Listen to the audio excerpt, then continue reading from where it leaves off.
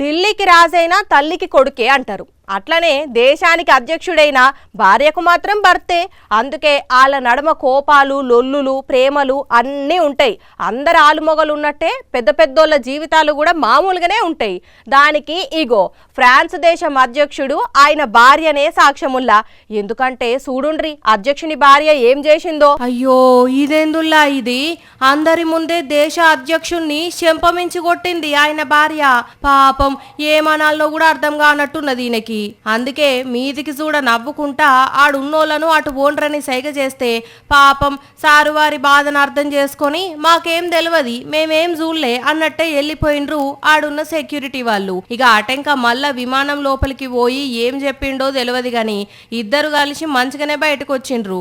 మరి లోపల ఎన్నున్నా బయటికి కనపడనియొద్దు కదా. మరి విమానం లోపల ఏం లొల్లయిందో ఏం మాట అనుకున్నారో తెలియదు గాని ఇట్లా విమానం డోరు నుంచి బయటకు వచ్చే టైంలోనే ఒక్కటేసింది, నువ్వు దేశానికి ప్రధానివి కావచ్చు గాని నాకు కాదు కదా, నాకు కట్టుకున్న మొగునివే, నీ మీద సర్వ హక్కులుంటాయి, కొడతా తిడతా అన్నట్టే చెంపదెబ్బేసింది.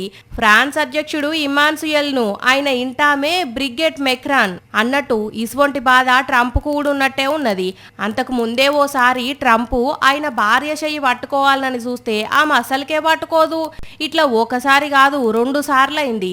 ఇప్పుడు ఈ వీడియోలు వైరల్ అయ్యేటాలకు ప్రపంచం మీదనే ఆధిపత్యం చూపించాలనుకున్నోళ్ళు కూడా భార్యల మీద ఆధిపత్యం చూపించలేరు అని కామెంట్లు పెడుతున్నారు చాలా మంది.